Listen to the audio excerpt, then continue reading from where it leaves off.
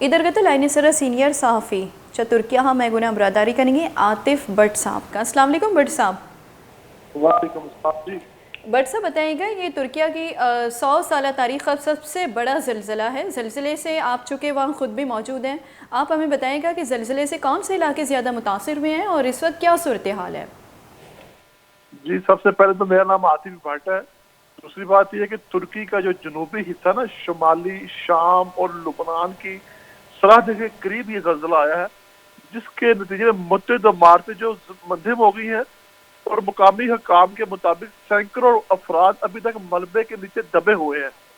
یہ ترکی کے وزیر داخلہ سلیمان سولو کے مطابق زلزلے سے تقریباً 10 شہر متاثر ہوئے ہیں, جن میں سے جو مین شہر ہے ادنا, غازی انتب جس کو شہیدوں کا شہر کہا جاتا ہے, شین العرفہ جہاں زیارتیں ہیں حضرت ابراہیم علیہ السلام کا وہ مقام تھا جہاں آگ میں پھینکا گیا تھا, اس کے علاوہ عثمانیہ, عادیہ مان, ملاتیہ, شین العرفہ, کیلک اور دیار بکر جو کرد لوگوں کا علاقہ تھا. یہ سارا سائپرس کا ایریا, سارا یہ سارے علاقے جو اس کے زیر آب آئے ہیں. جو زلزلے کا جو مقامی وقت وہ صبح تقریباً 4:15 بجے کا ٹائم تھا, جب لوگ سو رہے تھے.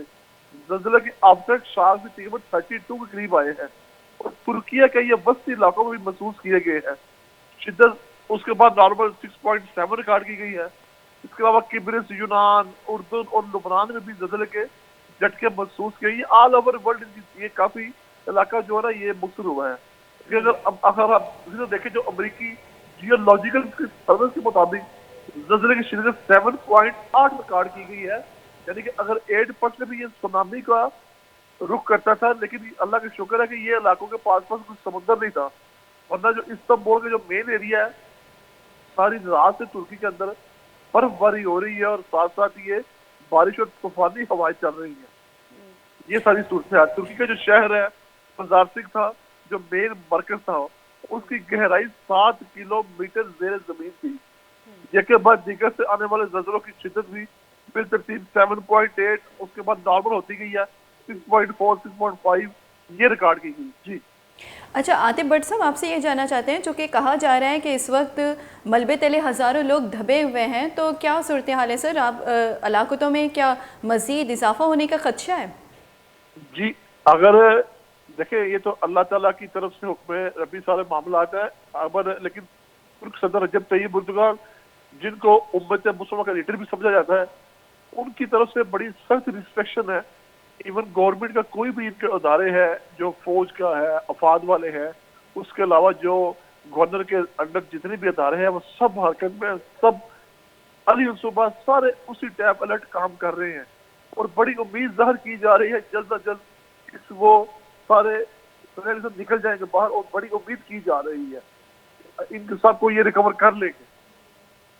لیکن قبل از وقت یہ بتانا مشکل ہے اس کے اندر اموات کتنی زیادہ ہوئی ہے, لیکن اس میں اموات کی تعداد بہت زیادہ ہے. جی اچھا سر, آپ سے یہ جاننا چاہتے ہیں چونکہ ہم دیکھتے ہیں کہ ترکیہ ایک ترقی یافتہ ملک ہے, اور یہ جو صورتحال ہے زلزلے میں چونکہ 100 سالہ تاریخ کا سب سے بڑا زلزلہ ہے اس وقت, تو کیا کہیں گے سر اس ترکیہ کو دوبارہ اپنے پاؤں پر کھڑا ہونے کے لیے دوسرے ممالک کی طرف دیکھنا ہے, یا خود وہ ان کی معاشی چونکہ صورتحال سے وہ خود مضبوط ہے تو وہ خود کھڑا ہو سکے گا؟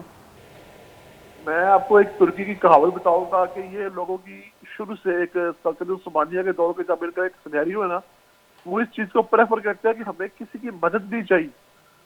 ترکی خود مختار ایک ریاست ہے, سیکولر, وہ کسی کی مدد کے بغیر, رجب طیب اردوغان ہمیشہ ان کا یہی موٹو رہا ہے کہ ایسی کئی آفتے آئی ہے اور ہم ترکی اس پاور میں حکومت میں ہے کہ ہم اپنا یہ سارا معاملہ خود اس کو ہم دیکھ سکتے ہیں.